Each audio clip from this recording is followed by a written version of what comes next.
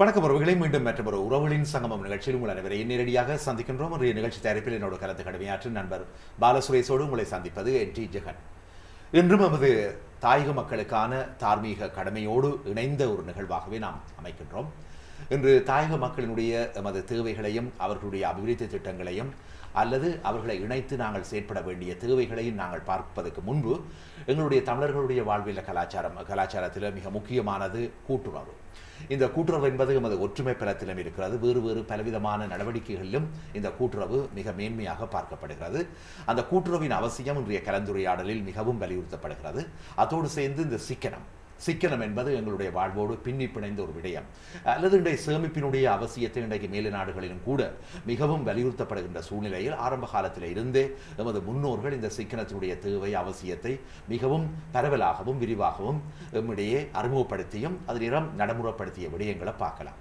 இன்றைய கால சூழ்நிலையில் இன்றைய முக்கியமான காலகட்டத்தில் நாங்கள் வாழ்ந்து கொண்டிருக்கிற சூழ்நிலை, அடிக்கடி நாங்கள் போருக்கு பின்னரான காலம், எங்களோட மக்கள் கஷ்டப்படுற காலம் என்று சொல்வதை விட இன்றைய காலத்தை நாங்கள் உடனடியாக நாங்கள் அவசரத்தில் கவனத்தில் எடுத்து எவ்வாறு நிறைவேற்றலாம். இன்றைக்கு நாலா பக்கங்களில் இருந்து எங்களோட மக்களுக்கு தேவையான பலவிதமான உதவிகளை நாங்கள் நல்கி கொண்டிருக்கிறோம், அல்லது தேவையான உதவிகளை நாங்கள் வழங்க வேண்டும் என்றெல்லாம் கோஷங்கள் எழுப்பப்படுகின்ற சூழ்நிலையில் அவற்றை எவ்வாறு நாங்கள் திட்டமிட்டு, நான் ஏற்கனவே கூறியது போல ஒரு கூட்டுறவின் அடிப்படையிலும் ஒரு சிக்கன சேமிப்பினுடைய அவசியத்தின் அடிப்படையிலும் நாங்கள் இதை கொண்டு போகிறோம் என்பதை இன்றைக்கு சிந்திக்க வேண்டிய தேவை இருக்கிறது. எனவே நான் சுருக்கமாக இன்றைய விருந்தினர்களிடமிருந்து நல்ல கருத்துக்களை கேட்பதற்காக நான் என்னுடைய சில அறிமுக விடயங்களை குறைத்துக்கொண்டு இந்த தேவையை நாங்கள் கொண்டு வருவதற்காக 3 உண்மையிலேயே ஆளுமை கொண்ட இந்த ஆளுமை பண்பு நிறைந்தவர்கள் இன்றைக்கு எமது இலங்கையிலும் சரி, அதை தொடர்ந்து புலம்பெயர் நாடுகளிலும் சரி, அல்லது பலவிதமான நிலைகளில் தங்களை பலவிதமாக அர்ப்பணித்துக் கொண்டவர்கள் என்று சொல்லக்கூடியவர்களை நாங்கள் அழைத்திருக்கின்றோம். அந்த வகையில் இன்றைக்கு நீண்ட கால நிர்வாகத்துறையில் மிக சிறந்த ஆளுமை கொண்டவராக விளங்கியவர். அது மட்டுமல்ல, ஆரம்பத்தில் இன்றைக்கு அவர் ஒரு உதவி அரசாங்க அதிபர் என்ற ஒரு பெருமையோடு இணைந்து இன்றைக்கு பல நிர்வாக பணிகளை அரச மட்டத்திலும் அல்லது அரசார்பற்ற நிறுவன மட்டத்திலும் ஆற்றிய பெருமைக்குரியவராக விளங்குகின்றார். அது மட்டுமல்ல, ஒரு சிறந்த ஒரு நிறைந்த தீர்க்க தரிசனமான நீண்ட தூர கண்ணோட்டம் அல்லது நீண்ட தூர பார்வையோடு தன்னை இன்றைக்கு இணைத்து இந்த சமூகத்துக்காக தன்னை அர்ப்பணிக்கின்ற ஒரு செயற்பாடாக விளங்கி கொண்டிருக்கின்றார். அவருடைய செயற்பாடுகளை பற்றி நாங்கள் பின்பு பார்ப்போம். இருப்பினும் இவருடைய சேவை இன்றைக்கு இலங்கை அரசு மட்டத்திலும் அல்லது எங்களுடைய மக்களுக்காகவும் பலவிதமான நிலைகளில், நான் அரசு மட்டம் என்பது சொல்வது அரசு மக்களுக்காக, மக்களினுடைய பணிகளுக்காக அல்லது அவர்களுடைய பணிகளை விரிவாக்குவதற்காக பல தேவைகளிலும் அவர் இன்றைக்கு சேவையாற்றியவர். அந்த காலத்தில் உண்மையிலேயே அவர் நீண்ட கால சேவை கொண்டவர். யாழ்ப்பாணம் இந்து கல்லூரியினுடைய ஒரு மூத்த பழைய மாணவராக விளங்கும் திரு MCM இக்பால் அவர்களை நாங்கள் சந்திக்கின்றோம். அவரை சந்திப்பதன் நோக்க தொடர்பாக நாங்கள் விரிவாக உரையாட இருக்கிறோம். MCM இக்பாலை தொடர்ந்து திருமதி ரஜினி இக்பால் அவர்களையும் சந்திக்கிறோம். ரஜினி இக்பாலை பொறுத்தவரையில் அவர் உண்மையிலேயே ஆரம்ப காலத்தில் இருந்து நான் ஏற்கனவே வலியுறுத்திய இந்த சிக்கனம், கூட்டுறவு இவற்றுடைய அவசியத்தை தன்னுடைய ஆளுமையினாலும் படிப்பினாலும் அனுபவத்தினாலும் மக்களிடையே கொண்டு செல்வதற்கு பெரும் பாடுபட்டவர் என்று சொல்லலாம். அந்த வகையில் போர் நடைபெற்ற காலத்திலும் சரி, அதுக்கு பின்னரும் சரி, முன்னரும் சரி, பலவிதமான நிலைகளில் எங்களோட மக்களாக, மக்களுடைய பிரதிநிதியாக அல்லது மக்களுடைய பிரதிநிதியாக செயற்பட்ட பல நிறுவனங்களுக்காக தன்னை அர்ப்பணித்த ஒருவராக இன்றைக்கு பெண்களினுடைய அவசியத்தை, இன்றைக்கு பெண்கள் படுகின்ற இன்னல்களை அல்லது பெண்களினுடைய துயரை இன்றைக்கு தீர்ப்பதற்கு இவ்வாறான வழிகளை நாங்கள் அவசியமாக விரைவாக எடுக்க வேண்டும் என்பதை உணர்ந்த ஒரு பெண்மணியாக இன்றைக்கு விளங்குகின்றார் திருமதி ரஜினி இக்பால். அவரையும் சந்திக்கின்றோம். இவர்களோடு இணைந்து இன்று நாங்கள் சந்திக்கின்ற ஒரு அமைப்பினுடைய அவசியத்தை நாங்கள் சொல்ல போகிறோம். இந்த அமைப்பினுடைய தலைவராக இன்றைக்கு விளக்குகின்றார். அதாவது நான் குறிப்பிடுகின்ற அந்த அம்சம் மனிதநேய கூட்டுறவு சங்கம், நெதர்லாந்திலிருந்து ஆரம்பிக்கப்பட்டு 2 வயது எட்டி இருக்கிறது. இது தொடர்பாக நாங்கள் விரிவாக கதைப்போம். இதனுடைய தலைவராக விளங்குவோர் மட்டுமல்ல, ஆரம்ப காலத்தில் நெதர்லாந்திலே தமிழர் ஒருங்கிணைப்பு கிளவு TCCயினுடைய பொறுப்பாளராகவும், அதே நேரம் ஆரம்ப காலத்தில் பல அங்கிருந்து எமது ஈழத்திலிருந்து புலம்பெயர்ந்து நெதர்லாந்துக்கு வந்த போது கூடுதலாக இளம் யுவதிகள் பட்ட சிரமங்கள், அவர்களுடைய பிரச்சனைகளை தீர்ப்பதற்கு பெரும் பாடுபட்டு கலாச்சார பலவிதமான மத அடிப்படையில் செயற்பட்ட ஒரு மனித உரிமை ஆர்வலர்கள் ஒருவராக அவரை அடுக்கலாம். அவரையும் நாங்கள் சந்திக்கின்றோம், திரு சந்திரநாதன் அவர்களை. வணக்கம் திரு மதிப்புக்குரிய MCM இக்பால் அவர்களே. வணக்கம் ரஜினி வணக்கம். சந்திரநாதன். சொல்லுங்கள், உண்மையில் இந்த உங்களிடமிருந்து நான் நிறைய விடயத்தை இன்றைக்கு மக்களுடைய தேவை கருதி நாங்கள் விரிவாக கேட்க வேண்டிய ஒரு தேவை இருக்கிறது. இன்றைக்கு நிறைந்த ஆளுமை கொண்டவர்களுடைய தேவை இன்றைய சமூகத்தில் இணைக்கப்பட வேண்டிய தேவை ஒன்று இருப்பதை இன்றைக்கு எங்களுடைய தாயகத்தில் இருந்து குரல்கள் எழுந்திருக்கின்றன. இன்றைக்கு இளமறைகாய்களாக இருக்கும் பல ஆளுமை கொண்டவர்களை நாங்கள் வெளிக்கொணர்ந்து அவர்களுடைய சேவையை எங்களுடைய பின்னி பிணைக்க வேண்டும் என்பது இந்த கூட்டுறவு சிக்கனம். அந்த அடிப்படையில் இந்த நெதர்லாந்தில் ஆரம்பிக்கப்பட்ட மனிதநேய கூட்டுறவு சங்கம் என்ன நோக்கத்துக்காக இந்த அடிப்படையில் ஆரம்பிக்கப்பட்டது என்பதை உங்களிடம் இருந்து அறிய விரும்புகிறோம். உண்மையிலே இந்த யுத்தத்தின் பின் பெருமளவு மக்கள் பாதிப்புற்ற நிலையில் இருக்கிறார்கள் என்று எல்லாருக்கும் தெரிஞ்ச விஷயம். அதே நேரத்தில் பெருமளவு பண உதவியும் அங்கு போகின்றது என்பது எல்லாருக்கும் தெரியும்.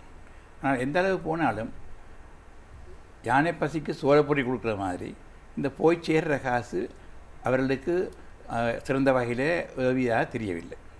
அடுத்தது இந்த செல்லு அனுப்பப்படுகின்ற பணம் கொடுத்ததன் பின் அதை பெற்றவர்கள் அதால் உண்மையாக பயனடைந்தார்களோ இல்லையோ என்று சொல்ல முடியாமல் இருக்கின்றது. எத்தனை விதமான ஆட்களுக்கு அவர்கள் உரிய இலக்கை அடையக்கூடிய இருந்தது இந்த பணத்தை கொண்டு, எத்தனை பேர் தங்களுடைய சுய காலில் நிற்கக்கூடியதாக இந்த நாங்கள் கொடுத்த உதவி வருகிறது என்று பார்த்தால் அது ஒரு அற்ப சொற்ப ஆட்களுக்கு என்று தான் சொல்ல வேண்டும். இதை அவதானித்த நாங்கள் இந்த கூட்டுறவு முறை என்று ஒன்று எங்களுக்கு தெரிஞ்சபடியால் இதன் ஊடாக இந்த உதவி பணங்கள் இலங்கையில் பரவலாக இருக்கும் இந்த சிக்கன சங்கங்கள் ஊடாக கொடுத்தால் அது ஒரு தனிநபருக்கு போய் செல்லாமல் ஒரு குழுவிடம் போய் சேர்ந்து அந்த குழு அந்த காசை பாதுகாத்து அதை கொண்டு அந்த சங்கத்தின் அங்கத்தராக இருப்பவர்கள் பயனடையக்கூடியதாக இருக்கும் என்ற முறை தெரிஞ்சபடியால் அதை அறிமுகப்படுத்த வேண்டும் என்பதற்காக நாங்கள் நெதர்லாந்தில் ஒரு கூட்டுறவு சங்கத்தை துவங்கினோம். முதலாவதாக அந்த கூட்டுறவு சங்கத்தை துவங்கும் பொழுது எங்களுக்கு தெரியும் கூட்டுறவு சங்கங்களின் கோட்பாடுகளில் உண்டு கூட்டுறவு சங்கங்கள் வேறு கூட்டுறவு சங்கங்களுக்கு உதவலாம் என்று இருக்குது. கூட்டுறவு சங்கங்களுடன் கூட்டுறவு வேண்டும். அந்த அடிப்படையில் நாங்கள் எங்களுடைய ஆற்றல்களை வல்லமைகளை பயன்படுத்தி எங்களுடைய நாட்டில் தாய்நாட்டில் இருக்கிற கூட்டுறவு சங்கம் ஊடாக இந்த பாதிப்புற்றோர் அங்கத்துவம் வகிக்கும் அந்த சங்கங்களுக்கு உதவி அவர்களுடைய நிலைமையை மேம்படுத்த முடியும். அவர்களுக்கு அனுப்பப்படும் அந்த நிதி தொடர்ந்து சுழன்று அந்த பகுதியிலே இருந்து ஆட்களுக்கு உதவி செய்யக்கூடிய இருக்கும் என்ற உணர்ந்து ஆனபடியாக அந்த சங்கத்தை நாங்கள் துவங்கினோம். அருமை. திருமதி ரஜினி இக்பால் அவர்களே, இன்றைய கால சூழ்நிலையை பார்ப்போம். நீங்கள் இன்றைக்கு ஆரம்பத்தில் இருந்தே எங்களோட மக்களிடையே குறிப்பாக பெண்களிடையே இந்த சிக்கனத்தினுடைய அவசியம், சேமிப்பினுடைய அவசியம் என்பதை நீங்கள் வலியுறுத்துவதிலும் கொண்டு செல்வதிலும் மிகவும் சிரமப்பட்டு கொண்டு சென்றவர் என்ற முறையில் இவ்வகையான ஒரு சங்கத்தின் ஊடாக இன்றைய கால சூழ்நிலையை வென்றெடுக்கலாம் என்று நீங்கள் எண்ணுகிறீர்களா? நிச்சயமாக இது தான் ஒரு மிக சிறந்த வழி என்று நான் எதிர்பார்க்கின்றேன். அந்த எதிர்பார்ப்பு மட்டும் இல்லாமல் நாங்கள் கடந்த 2 வருடங்களாக இதை பற்றி ஆராய்ந்து இந்த துறையில் நாங்கள் ஈடுபட்டு சில வெற்றிகளும் கண்டிருக்கிறோம். வகையான வெற்றிகள் என்று குறிப்பிட முடியுமா? நாங்கள் இந்த குறிப்பாக இந்த பெண்கள், நீங்கள் கேள்விப்பட்டிருப்பீங்கள், 90,000 கிட்டத்தட்ட 90,000 விதவை பெண்கள் வடக்கு கிழக்கு பகுதியில் இருக்கிறார்கள். அந்த பெண்களுக்கு பல வகையான உதவிகள், பலவிதமான பிரச்சனைகளும் பலவிதமான உதவிகள் தேவைப்படுகிற ஒரு கட்டத்தில் அவர்கள் இருந்த பொழுது பலர் அதற்கு உதவி செய்ய முற்பட்டிருந்தார்கள். ஆனால் அந்த உதவிகள் அவர்களுக்கு போதுமானதாகவோ அல்லது அவர்களுக்கு ஒரு வாழ்க்கையை மேம்படுத்தக்கூடியதாகவோ இருப்பதற்கு பற்றாக்குறை இருந்தது. அந்த கட்டத்தில் நாங்கள் இந்த கூட்டுறவு முறையூடாக இந்த பெண்களை ஒன்றிணைத்து அந்த அமைப்புகளூடாக கொடுத்த அந்த உதவிகள் அவர்களை சரியான முறையில் சென்றடைந்ததுக்கு ஆன ஆதாரங்களும் அவர்கள் அதில் திருப்திப்பட்ட விடயங்களையும் நாங்கள் அவதானிக்கக்கூடியதாக இருந்தது. அப்போ அந்த வகையிலேயே நாங்கள் தொடர்ந்தும் தனியாக இந்த பெண்களுக்கு மட்டுமல்ல, நாங்கள் கூடுதலாக இந்த எல்லா திட்டங்களையுமே இந்த கூட்டுறவு கால செய்வதன் மூலம் மிகவும் சிறந்த பெறுபவர்களை பெறலாம் என்ற நம்பிக்கையை நாங்கள் கொண்டிருக்கிறோம். திருமதி ரஜினி இக்பால் அவர்கள் நாங்கள் ஏற்கனவே கூறியது போல இன்றைக்கு திரு MCM இக்பாலை பொறுத்தவரையில் இன்றைக்கு அவருடைய ஆரம்பகால சேவைகளில் இருந்து அதே நேரம் இன்றைய கால சூழ்நிலையில் அவர் ஒரு கூட்டுறவு ஆணையாளராக விளங்கிய ஒரு பெருமைக்குரியவராக யாழ்ப்பாணம், மன்னார், கொழும்பு போன்ற நகரங்களிலும் மாவட்டங்களிலும் பெரும் நகரங்களிலும் கடமையாற்றியவர் உண்டு.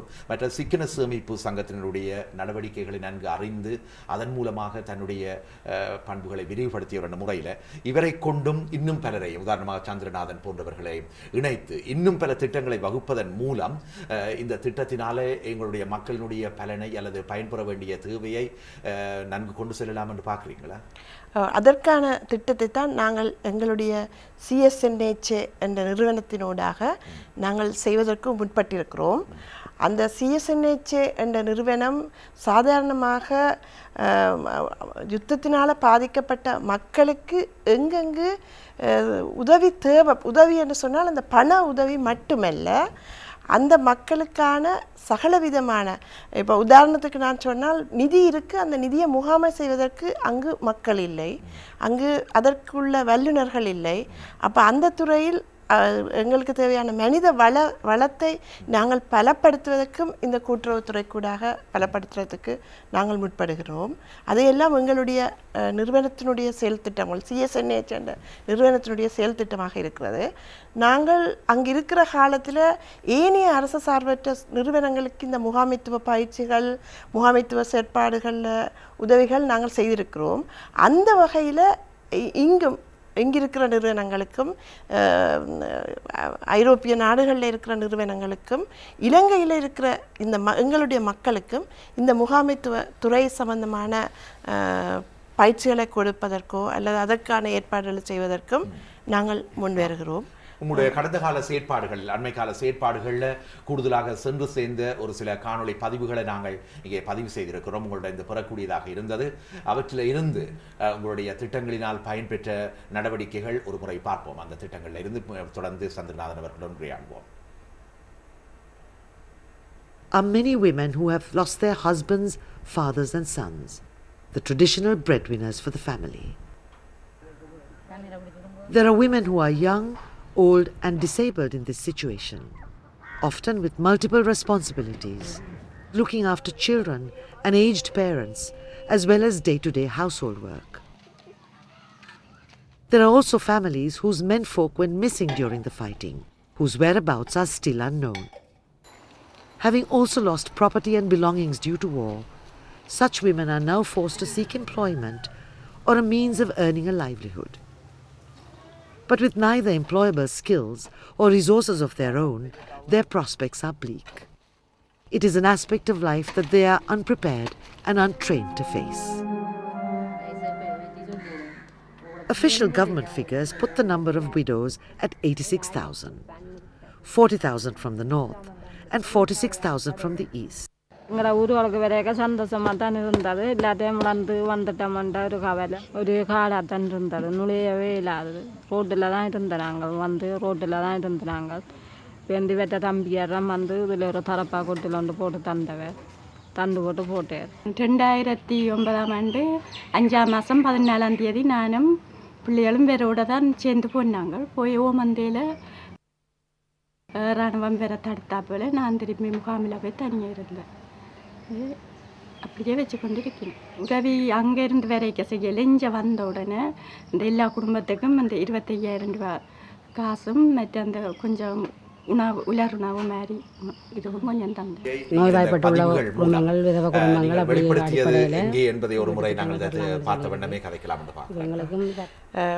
நாங்கள் முதல் தடவையாக இந்த யுத்தத்துக்கு பின்னரான நிலையை ஒரு படம், ஒரு டாக்குமெண்ட்ரியாக, ஒரு ஆவண திரைப்படமாக நாங்கள் தயாரித்து அதனை நாங்கள் ஜெனீவாவில் இருக்கிற ஐக்கிய நாடுகள் சபையில் நாங்கள் இதனை முதல் தடவையாக காட்சிப்படுத்தியிருந்தோம். அந்த காட்சிப்படுத்தலின் போது அதை காட்சிப்படுத்தியதன் நோக்கமே எங்களுடைய இந்த பெண்களினுடைய இந்த துயரமான இந்த நிலை சர்வதேசத்தின் கவனத்துக்கு கொண்டு வரப்பட வேண்டும் என்றது ஒரு மிக முக்கியமான குறிக்கோளாக இருந்து இந்த நிலைமைகளை நாங்கள் அங்கே காட்சிப்படுத்தியிருந்தோம்.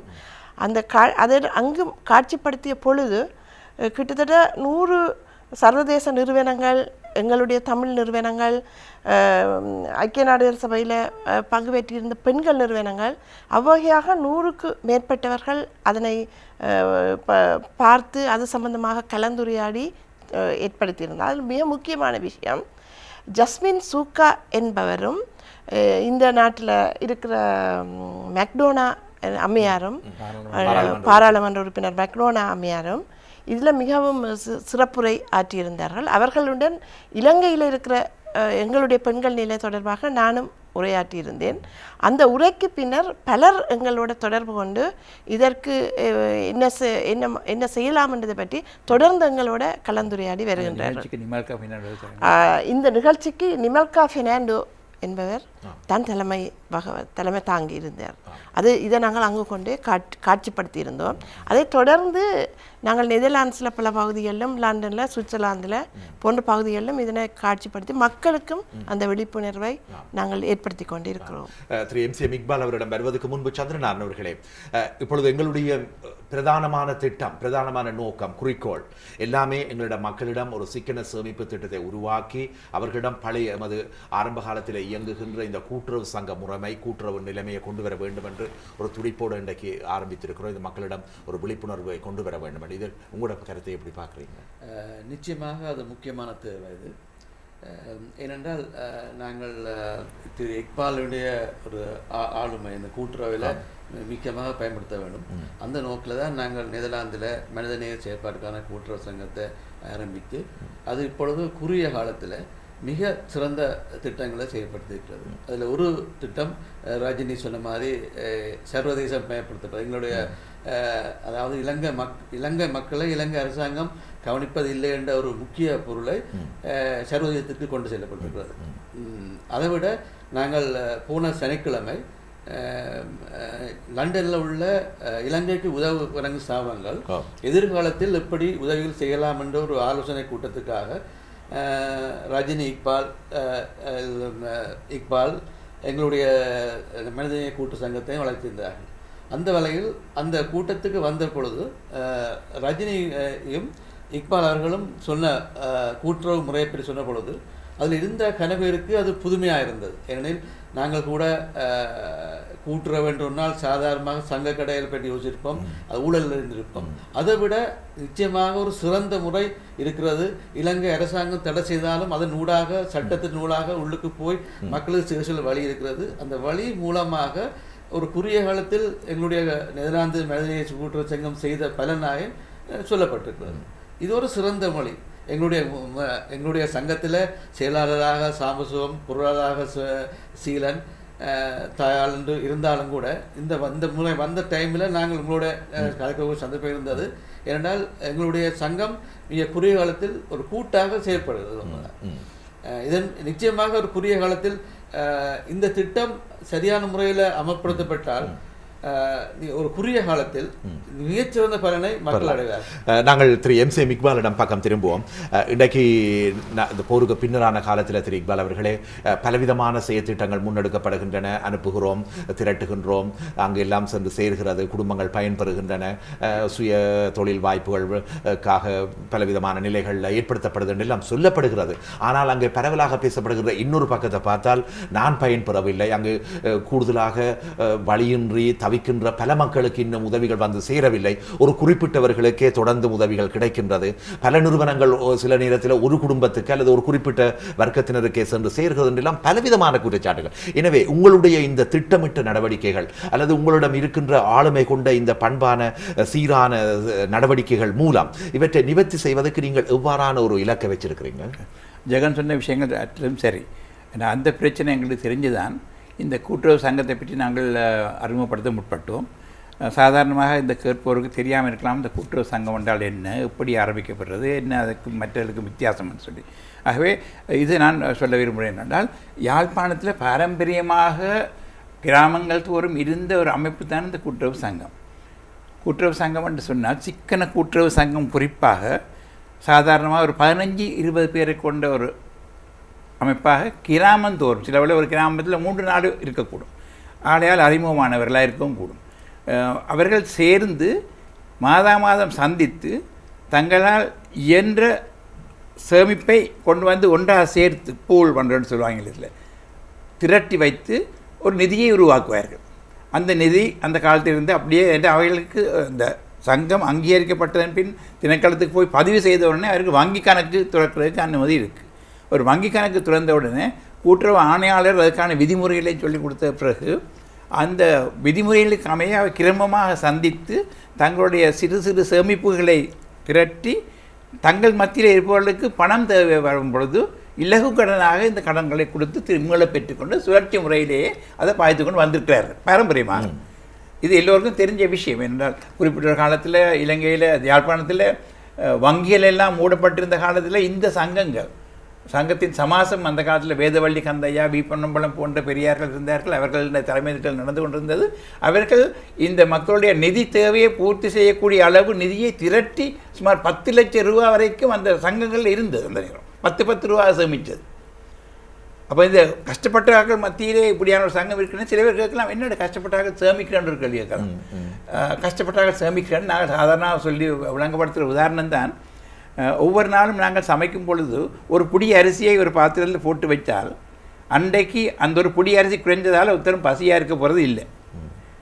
சமைச்சு முடிஞ்சு தாராளமாக சாப்பிடுவார்கள். அந்த அரிசி அங்கே இருக்கும். நாளாந்தம் இப்படி சேமிக்கிற அரிசி, ஒரு நாளைக்கு அரிசி வாங்க காசு இல்லை, அதில் தொடர்ந்து மழை பெய்தாலும் தொழிலுக்கு போயிடாமல் வீட்டில் இருக்கிற நேரம், சாமான் வாங்கலாமல் இருக்கிற நேரம் இந்த சேமித்து வைத்த அரிசி தனக்கு உதவியாக இருக்கும். அதை கொண்டு சமைக்கலாம். ஒரு நாளைக்கு 2 நாளைக்கு சமைக்கக்கூடிய அளவு அரிசி அங்கே இருக்கும்.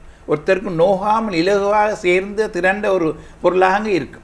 இது மாதிரி தான் சிறு தொகைகளை அந்த கிராமத்தோர் மக்கள் சேமித்து அந்த மாதாந்த கூட்டங்களுக்கு வரும்பொழுது அதை கொண்டு வந்து அங்கத்தவராக சங்கத்துக்கு கொடுப்பார்கள். அப்போ சங்கம் அவருடைய வைப்பாக அந்த தொகை இவருடைய சேமிப்பாக சேர்த்து வச்சுக்கொண்டு தேவைப்படும் ஆக்களுக்கு 10 பேர் 10 பேருடைய காசு சேர்ந்தோடனே அங்கே ஒரு நிதி தேரும். மாதம் இப்படி வந்தது ஒரு பெரிய தொகையாக இருக்கும்.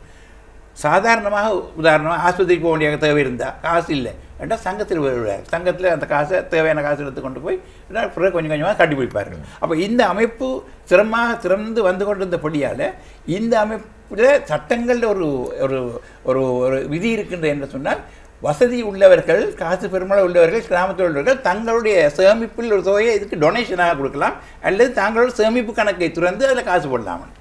உண்மையாக இது நடந்திருக்கு. எத்தனையோ கிராமங்கள் அவங்க திறமாக செயல்படுறதை கண்டு தங்களுடைய பணத்தை வங்கிகளில் கொண்டு வைக்காமல் கிராமத்தில் உள்ள சிக்கன சங்கத்திலே கொண்டே போடுவார்கள். அப்போ போட்டால் என்ன நடக்கும் சொன்னால் அந்த சங்கத்தின் நிதியாக வந்து பல பேருக்கு அது உதவக்கூடியதுன்னு சொல்லணும் கொண்டே இருக்கும். நிதி கரைஞ்சி போகாது. ஏனென்றால் அதில் கடன் பெறுபவர்கள் திரும்பி செலுத்துவதை உறுதிப்படுத்துவதற்கு சங்கத்தின் வேறு 2 அங்கத்தவர்கள் ஷுவர்டிஸ்ன்னு சொல்லுவார்கள், பொறுப்பெடுப்பார்கள். அப்படி இருந்தபடியால் அப்படி கடனாக கொடுக்குறது அநேகமான சந்தர்ப்பங்கள் 90% சந்தர்ப்பங்களில் திரும்பி வந்தே சேரும். சில சந்தர்ப்பங்களில் எதிர்பாராத காரணத்தினால திருப்பி செலுத்த இல்லாமல் போனால் காரணம் கிராமத்தில் எல்லாருக்கும் தெரியும் என்ன காரணம். மழை வந்து வெள்ளம் வந்தது, அந்த நேரம் இவர் விதையெல்லாம் கழுவி கொண்டு போயிட்டு இருந்தால் எல்லாருக்கும் தெரியும். அப்போ இவருக்கு வந்து தொடர்ந்து விதைக்கிறதுக்கு விதை இல்லையாண்டா விதை வாங்குற காசு இல்லையாண்டா அவர்கள் கொடுப்பார்கள், தங்களுக்கு தெரியும்.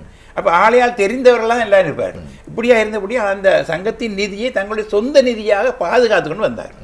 அப்போ இந்த நன்கொடைகளுக்கு கொடுக்கலாம்ன்ற அந்த ஏற்பாட்டுக்கு அமைய வசதி படைத்தவர்கள் கொடுக்கறது மாதிரி இந்த சூழ்நிலையில் யுத்தத்தால் பாதிக்கப்பட்டவர்களுக்கு நாங்கள் உதவி எங்கேருந்து போகிற காசை இந்த சங்கங்களை தெரிவு செய்து நாங்கள் அதுக்கு அனுப்பினால் இந்த சங்கங்களுடைய நிதியோடு அதை சேர்த்து கொண்டால் அது பெரிய ஒரு நிதியாக வந்து இப்போ அவர்களுடைய பெரிய தேவைகளை பூர்த்தி செய்து அந்த காசு பாதுகாப்பாக இருக்கும். அந்த காசு கரைஞ்சி போகாமல் இருக்கும்போது தான் அங்கே சிறப்பு தன்மை. இதை எவ்வாறு இப்பொழுது நாங்கள் நடைமுறைப்படுத்த ஆரம்பிப்போம்? நடைமுறைப்படுத்துறதுக்கு பல வழிகள் இருக்கின்றது. இலகுவான வழி இப்போ நாங்கள் நெதர்லாந்தில் ஆரம்பிக்க கேட்டிருக்கோம். இந்த சிக்கன சமாசம் CSNHன்னு சொல்லும்படி cooperative society of Netherlands for humanitarian activities. அந்த சங்கம் என்னதுன்னா எங்களுக்கு அங்கே தொடர்பு இருக்குது. நாங்கள் ஏற்கனவே அவரோட செயற்பட்டிருக்கபடியால் அந்த சமாசங்களுடன், அதாவது சின்ன சின்ன சங்கங்கள் சேர்ந்து உருவான மாவட்ட சமாசங்கள் இருக்குது. மாவட்ட சமாசங்களுடைய தலைவர் செயலாளர்களுடன் தொடர்பு இருக்குது எங்களுக்கு.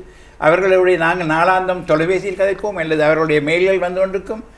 அதன் மூலமாக இப்போ அண்மை காலத்தில் நடந்த சர்வதேச விதைவேல் தினத்துக்கு 5 மாவட்டத்திலேயும் கூட்டங்கள், விதைவேல் தினத்தை ஞாபகார்த்த கூட்டங்கள் நாங்கள் நடாத்தி இருக்கிறோம். இங்கிருந்து நெறிப்படுத்தி வழி நடத்தி இந்நேரத்தில் நாங்கள் தொடர்ந்து உரையாடுவதற்கு முன்பு உங்களுடைய அனுமதியோடு அந்த விதவைகள் தினம் என்பதை நீங்கள் ஏற்பாடு செய்திருந்தீர்கள். அது தொடர்பான ஒரு விவரத்தை நாங்கள் பார்ப்பதற்கு முன் நாங்கள் சிறிய ஒரு இடைவேளைக்கு சென்று மீண்டும் திரும்பி நாங்கள் அது தொடர்பாக தொடர்ந்து உரையாடுவோம். இதை எவ்வாறு நடைமுறைப்படுத்துவது, இதை எவ்வாறு இங்குள்ளவர்கள் இதில் பங்களிப்பது, இதில் எவ்வாறு ஈடுபடுவது, இவர்களோடு எவ்வாறு தொடர்புகளை பேணுவது, இது போன்ற விடயங்களை நாங்கள் தொடர்ந்தும் இடைவெளியை தொடர்ந்து உரையாடுவோம்.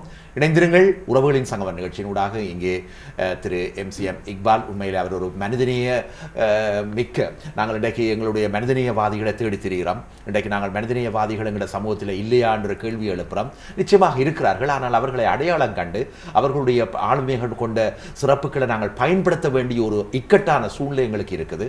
எனவே இந்த இக்கட்டான சூழ்நிலை இவர்களோடு நாங்கள் இணைந்து செயற்பட்டு எங்களுடைய உறவுகளினுடைய துயரை நாங்கள் காப்பதோ அல்லது தீர்ப்பதோ எங்களுடைய தேவையாக இருக்கிறது. அவரோடு இணைந்து திருமதி ரஜினி இக்பால் அவர்களும் இதனுடைய அதாவது நெதர்லாந்தில் ஆரம்பிக்கப்பட்ட மனிதநேய கூட்டுறவு சங்கத்தினுடைய தலைவராக தற்கால தலைவராக இருக்கும் திரு சந்திரநாதனும் இணைந்திருக்கிறார்கள். இணைந்திருங்கள். சிறிய இடைவெளியை தொடர்ந்து சந்திப்போம்.